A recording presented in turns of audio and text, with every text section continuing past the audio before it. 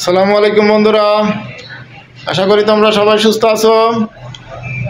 আগের ভিডিওতে তোমাদেরকে আমরা দেখিয়েছিলাম কিভাবে একটি কম্পিউটার খোলা এবং বন্ধ করা হয় এবং এর সাথে কি কি ইনস্ট্রুমেন্ট বা যন্ত্রপাতি থাকে তার ব্যবহার সম্পর্কে দেখিয়েছিলাম। আজকে খুব সংক্ষিপ্ত আকারে তোমাদেরকে দেখাবো কিভাবে মাইক্রোসফট এক্সেল ওয়ার্কশিটে অফিসিয়াল কাজকর্ম কিভাবে করা হয়। চলো আমরা এখনই শুরু করব। বন্ধুরা দেখতে পাচ্ছ মনিটর, এই যে তীর চিহ্নের মতন, এটা হচ্ছে কার্সর। আমরা কার্সরটি মনিটরে নিয়ে প্রথমে আমরা মাউসের রাইট বাটন ক্লিক করব। ক্লিক করার সাথে সাথে একটা নিউ নামে একটা অপশন চলে আসবে। এটাতে আমরা কার্সর নিয়ে যাওয়ার সাথে সাথেই পাশে অনেকগুলো অপশন চলে আসছে। বন্ধুরা দেখো, এখানে কার্সরটি নিয়ে যাওয়ার সাথে সাথেই এই যে একদম নিচে দেখো এই যে মাইক্রোসফট এক্সেল ওয়ার্কশিট। এখানে আমরা কার্সরটি নিয়ে মাউসের লেফট বাটন ক্লিক করার সাথে সাথেই মনিটরে একটা ফাইল তৈরি হবে। আমরা ক্লিক করলাম, একটা ফাইল তৈরি হয়ে গেছে। মূলত এটাই হচ্ছে এক্সেল ওয়ার্কশিট। এখানে অফিসিয়াল কাজকর্ম করা হয়।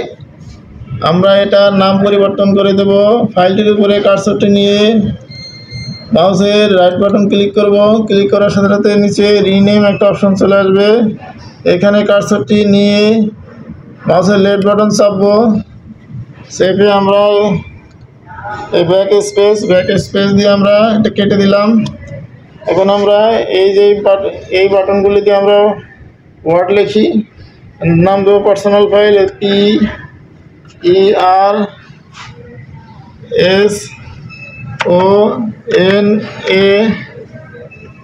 PERSONAL পার্সোনাল ফাইল,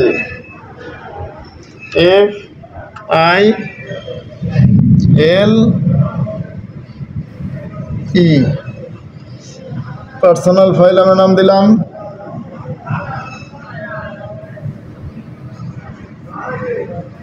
এখন আমরা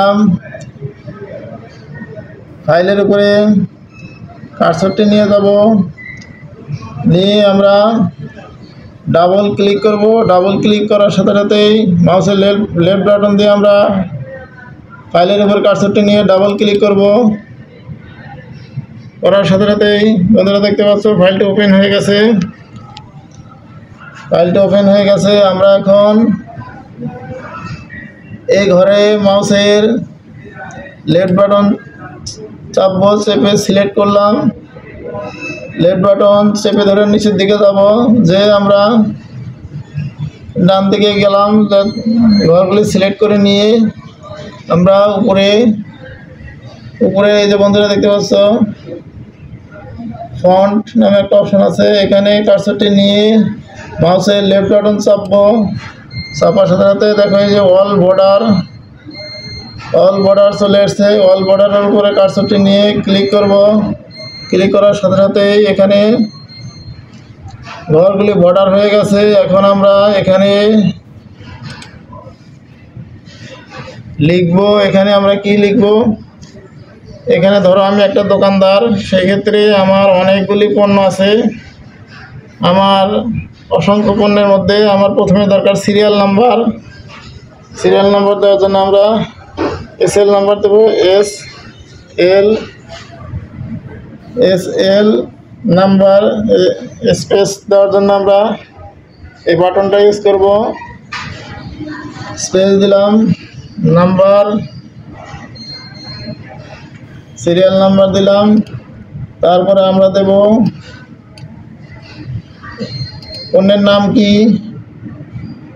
পণ্যের নাম দেব হচ্ছে আমরা নেম অফ আইটেম। এই বাটনগুলি দিয়ে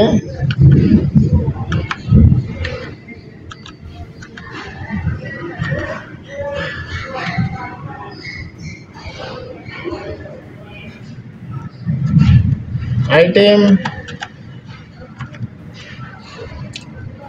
তারপরে আমরা দেব কি রেট কত,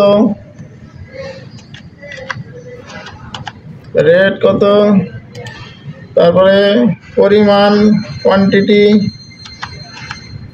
তারপর যদি আরও ঘর বানানো লাগে সেক্ষেত্রে আমরা মাউসের লেফট বাটন চেপে এখানে যে ফন্টে গিয়ে আমরা বর্ডার দিয়ে দেব। এখানে আমরা দেবো বন্ধুরা ভ্যালু, কত ভ্যালু দাম,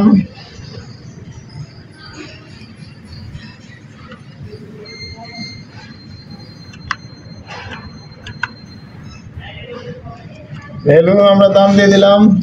বন্ধুরা দেখতে পাচ্ছ আমরা মোটামুটি সাজিয়ে ফেলেছি। Serial number, name of item, rate, quantity, value. এখন আমরা সিরিয়াল নাম্বার দেব 1। এই যে বাটনগুলি দিয়ে সংখ্যা লেখা হয়, 1 দিলাম। তারপরে আমরা পণ্যের নাম কি, পেন, পেন পেন। আমরা রেট দেব কত, 5 টাকা। কোয়ান্টিটি দেব হচ্ছে 25 পিস। ভ্যালু কত, ভ্যালুটা এখানে সূত্র ফেলার জন্য আমরা এই ঘরে মাউসের লেফট বাটন ক্লিক করে সমান চিহ্ন দেব। সমান চিহ্ন দেওয়ার পরে আমরা রেটের উপরে ক্লিক করব। ক্লিক করার পরে আমরা এখন সূত্রে ফেলছি, এদের শিফট চেপে আমরা এই বন্ধুরা এই যে স্টার গুণন, দেখো বন্ধুরা এই যে স্টার হয়ে গেছে শিফট চেপে। এখন আমরা এখানে কোয়ান্টিটির উপরে মাউসের লেফট বাটন চেপে ক্লিক করব। ক্লিক করার পরেই এই যে এন্টার বাটন, এন্টারে চাপার সাথে সাথে এখানে টোটাল ভ্যালুটা চলে আসবে। টোটাল ভ্যালুটা চলে আসছে বন্ধুরা দেখো। এখন আমরা এইটাকে মাউসের লেফট বাটন ক্লিক করে কপি করলাম। কপি করে সিলেক্ট করে এটা রাইট বাটন চেপে আমরা এখানে কপি করলাম লাইনটি। তারপরে আবার মাউসের লেফট বাটন চাপলাম, নিচে রাইট বাটন চেপে আমরা পেস্ট দিলাম যাতে আমাদের সূত্রটি না কেটে যায়। এখন আমরা এখানে 2 নম্বর, সিরিয়াল নাম্বার 2 দেব। পণ্যের নাম চেঞ্জ করে দেব, ব্রেড, BREAD, ব্রেড। এখন কোয়ান্টিটির পরিমাণ আমরা দেব 40 পিস, 40 লিখলাম।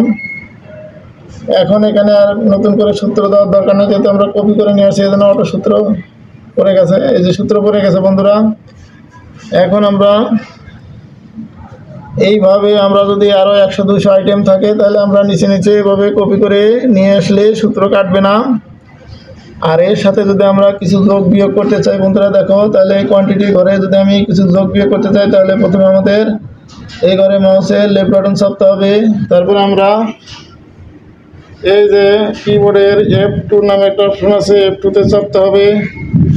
F2-তে চেপে আমরা মাউসের লেফট বাটন ক্লিক করব। এখানে সামনে ক্লিক করে সমান চিহ্ন দেব। সমান চিহ্ন দিয়ে আমরা সংখ্যার আবার এই সংখ্যাটার শেষে কার্সরটি নিয়ে ক্লিক করব। ক্লিক করে আমরা যদি কিছু যোগ করাই তাহলে যোগ, কিছু যদি মাইনাস করা হয় তাহলে মাইনাস, বিয়োগ। সেক্ষেত্রে আমরা এর সাথে আরও 25 পিস যোগ করব। আমরা যোগ চাপলাম, প্লাস চাপলাম, প্লাস দিয়ে এর সাথে আরও 25 পিস যোগ করে আমরা এন্টার চাপবো। এন্টার চাপলে এখানে যোগ হয়েছে 50 পিস হয়ে গেছে বন্ধুরা দেখো। এই যে এখানে সূত্র দিয়ে থাকার কারণে, কপি করে সূত্র থাকার কারণে অটো সব কিছু নিয়ে নিছে, যোগ বিয়োগ সব কিছু। এখন আমরা এই 2টা ঘর মাউসের লেফট বাটন ক্লিক করে সিলেক্ট করে আমরা নিচে এই যে অটো সাম আছে বন্ধুরা দেখো, এই যে সাম, এই সামে ক্লিক করলেই এখানে যোগগুলো অটো চলে আসবে। চলে আসছে। বন্ধুরা দেখো, এই যে এভাবেই মূলত এক্সেল ওয়ার্কশিটে কাজ করা হয়। এর বাইরে যে কাজগুলি আছে এটা তোমরা করতে করতে বন্ধুদের কাছে দেখে নিয়ে অনেক সময় বাকি কাজগুলি আস্তে আস্তে করতে পারবে। মেইন কাজ যেগুলি আছে এগুলো তোমাদেরকে দেখানো হয়ে গেছে। বন্ধুরা, তোমরা আমাকে ফেসবুক এবং ইউটিউবে সার্চ করতে পারো RASELSK 2.0 দিয়ে। পূর্বের ভিডিওতে আমার হোয়াটসঅ্যাপ নাম্বার দেওয়া ছিল। ভিডিওটি তোমাদের কেমন লেগেছে, যদি ভালো লাগে তাহলে ভিডিওটিতে লাইক দিও, বন্ধুদের মাঝে শেয়ার করে দিও যাতে বন্ধুরা দেখতে পারে। আমাকে উৎসাহিত করার জন্য তোমরা চ্যানেলটি বেশি বেশি করে সাবস্ক্রাইব করবে। পরবর্তীতে আমি তোমাদের জন্য আরেকটি ভিডিও নিয়ে আসবো, সেখানে তোমাদেরকে দেখাবো কিভাবে একটি পেজ সেট আপ করতে হয় প্রিন্ট করার জন্য, যাকে বলে পেজ সেট আপ। তো সে পর্যন্ত সবাই ভালো থেকো। পরবর্তী ভিডিও দেখার আমন্ত্রণ। আল্লাহ হাফেজ।